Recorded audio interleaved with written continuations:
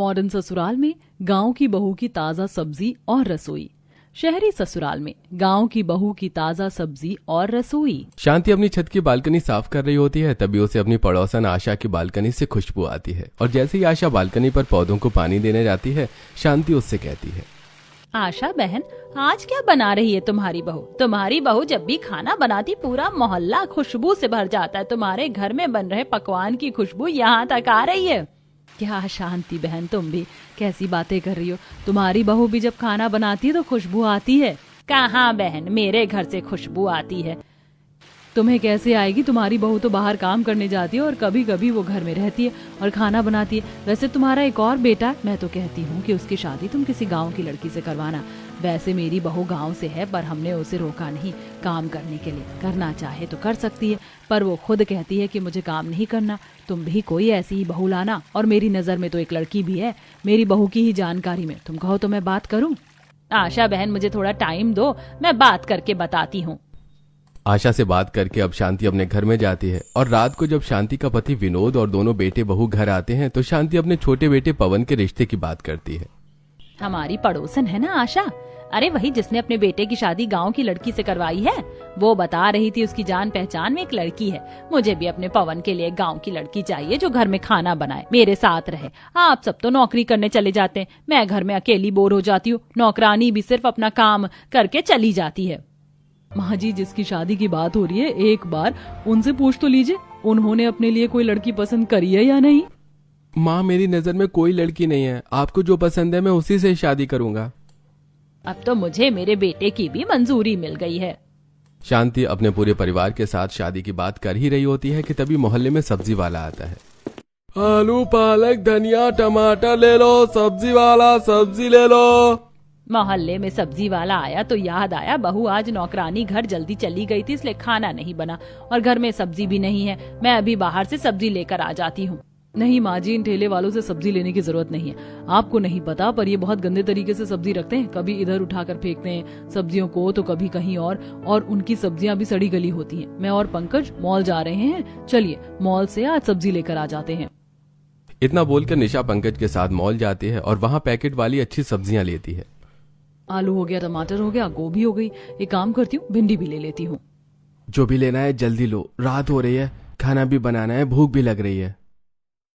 इस तरह निशा अपने पति के साथ मॉल से महंगी और पैकेट वाली सब्जियां लेकर घर आती है और अपनी सास के साथ मिलकर खाना बनाने लगती है। बहू, सब्जी बनने वाली है पर अब तक खुशबू नहीं आई। आशा की बहू पता नहीं कैसे खाना बनाती, पूरे मोहल्ले में खुशबू आ जाती है। माँ जी, जो खाना बनाता है उसे खुशबू का पता नहीं चलता। निशा की ये बात सुनकर शांति बाहर जाती है। रसोई में खाना बन रहा है, खाने की खुशबू आ रही है क्या?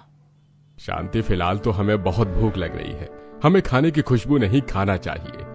विनोद की बातें सुनकर शांति का मुंह उतर जाता है और कुछ ही देर में पूरा परिवार एक साथ खाना खाता है।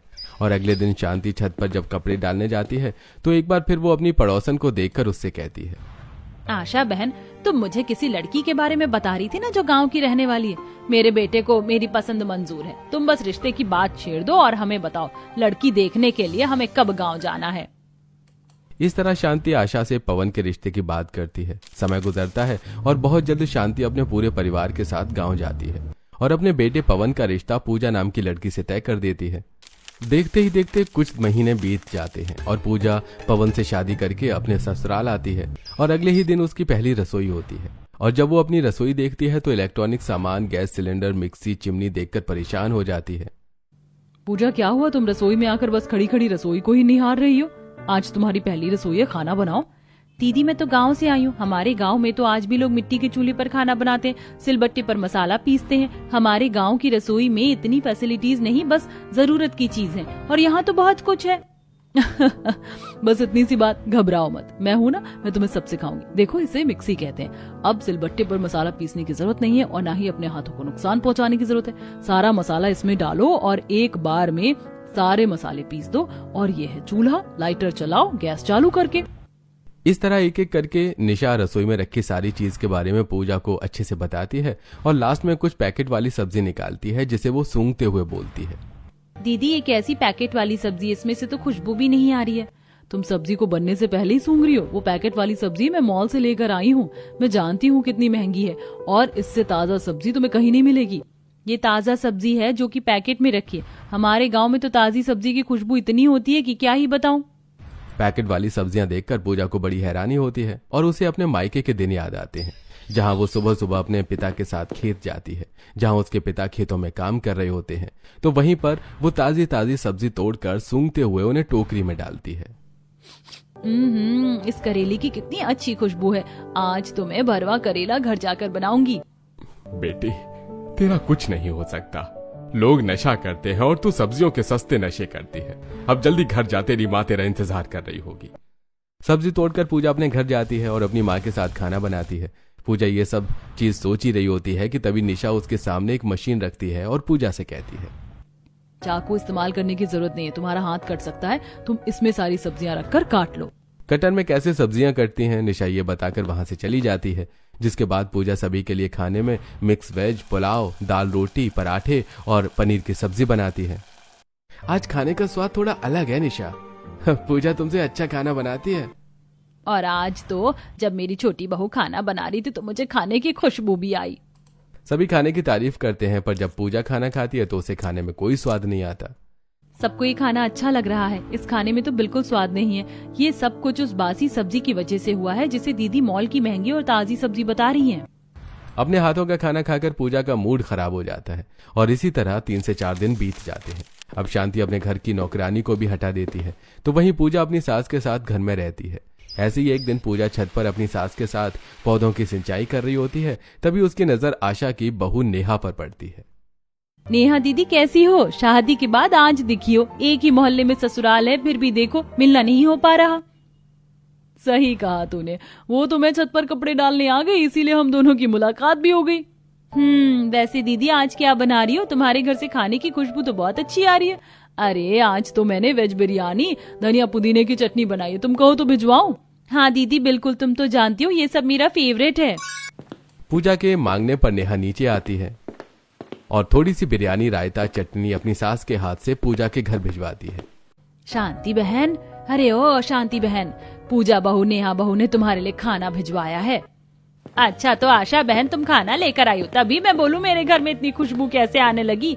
वैसे मेरी बहू खाना बनाती है तो खुशबू आती है, पर पता नहीं तुम्हारे घर से ज्यादा खुशबू क्यों आती है। अब खाना देकर शांति और आशा बातें करती हैं और इसी तरह कुछ दिन बीत जाते हैं। और एक दिन जब पूजा अपनी सास के साथ बाहर पार्क टहलने जाती है तो रास्ते में उसकी मुलाकात अपनी दूर की बहन नेहा से होती है। शांति बहन तुम भी अपनी बहू के साथ पार्क जा रही हो? हाँ बहन, सोचा बहू को थोड़ा घुमा फिरा दूं। दीदी तुम तो खाना बहुत अच्छा बनाती हो और चटनी का तो स्वाद बहुत अलग था। मैं भी मिक्सी में चटनी बनाती हूँ पर ऐसा स्वाद नहीं आता। पूजा भला ऐसा स्वाद मिक्सी में बनाई चटनी में कहाँ से आएगा? मैंने तो सिलबट्टे पर चटनी बनाई है और मैं तो फ्रेश ताजी सब्जियों का इस्तेमाल करती हूँ जो भैया सुबह शाम सब्जी बेचने के लिए आते हैं। दीदी तुम्हारे पास सिलबट्टा है? मेरा भी चटनी खाने का दिल कर रहा है।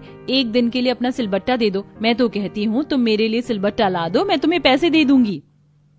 ठीक है, शाम को जब हम घर जाएंगे तो मैं तुम्हें अपना सिलबट्टा दे दूंगी और तुम मुझे पैसे दे देना। मैं अपनी सास से कह दूंगी, वो मार्केट से तुम्हारे लिए सिलबट्टा ले आएंगी। इस तरह नेहा, पूजा, शांति, आशा पार्क जाती हैं और शाम को घर आती हैं। और घर आते ही नेहा अपना सिलबट्टा पूजा को दे देती है और शाम को पूजा पराठे सब्जी के साथ अपने हाथों से सिलबट्टे पर प्याज, टमाटर, मिर्च, धनिया को पीस कर सभी के लिए चटनी बनाती है। ओहो हो बहू, आज खाने में बनाया क्या है? खुशबू तो गजब की आ रही है। सही बोल रहे हो पापा, आज से पहले खाने की इतनी अच्छी खुशबू हमारे घर में तो कभी नहीं आई। मेरी तो भूख बढ़ गई। लो जी, खाना भी लग गया, मुझसे तो बर्दाश्त ही नहीं हो रहा है। पूजा के खाना लगाते ही सब खाने पर टूट पड़ते हैं और आज वो सभी खाने की काफी तारीफ करते हैं। सच में पूजा तुम बहुत अच्छा खाना बनाती हो। माँ जी आपका फैसला बिल्कुल सही था। अच्छा हुआ जो देवर जी की शादी गांव की लड़की से करवा दी। कम से कम हमें इतना स्वादिष्ट खाना तो खाने को मिल रहा है, क्योंकि मुझे तो ऑफिस के कामों से छुट्टी ही नहीं मिलती है। अब सभी के खाने के बाद पूजा अपने कमरे में अपने पति से कुछ पैसे मांगती है।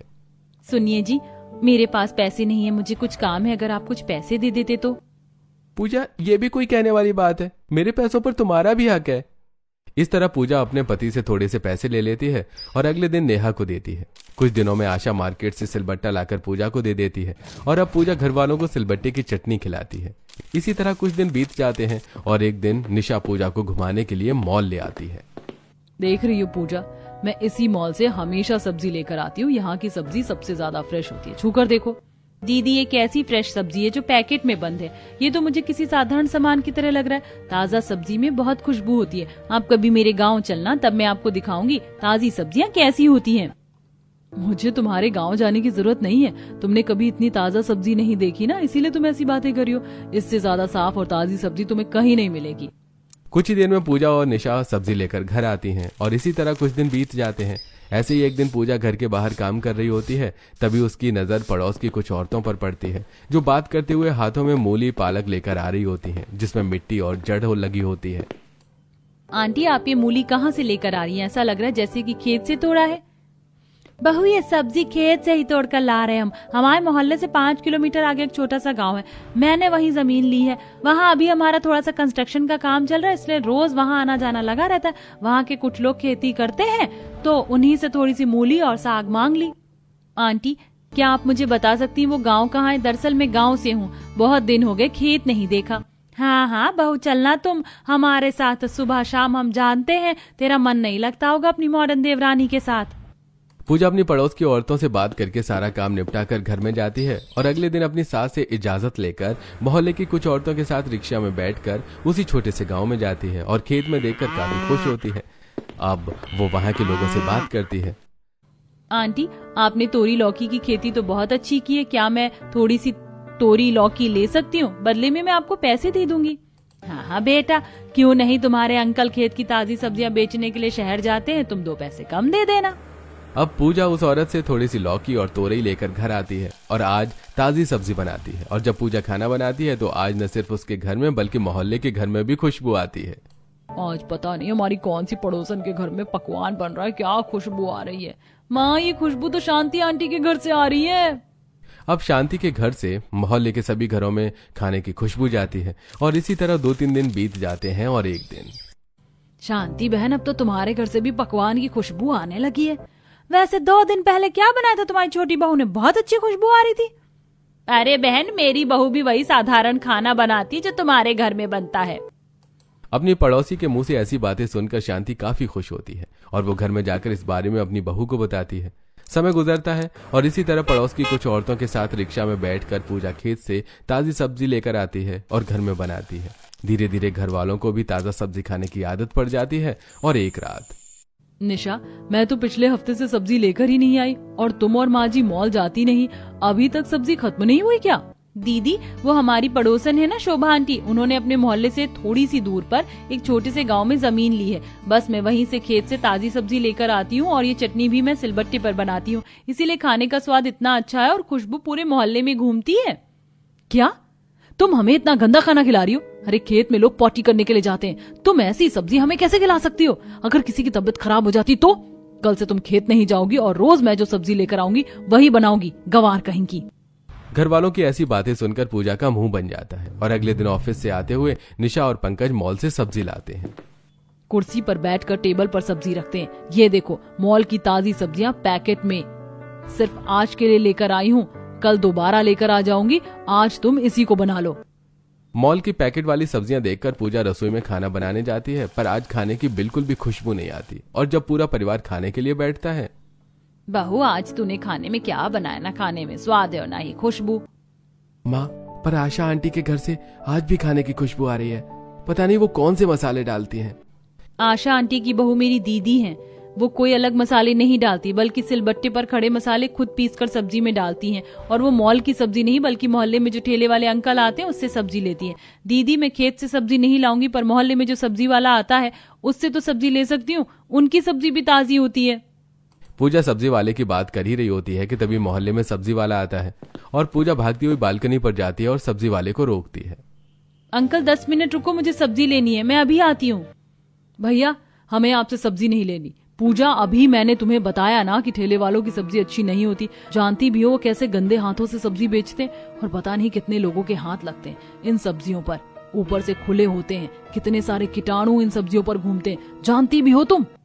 निशा पूजा को न तो खेत से सब्जी लाने देती है और न ही मोहल्ले में सब्जी लेने देती है और घर वाले भी निशा का साथ देते हैं, जिस वजह से पूजा अब खाना कम कर देती है।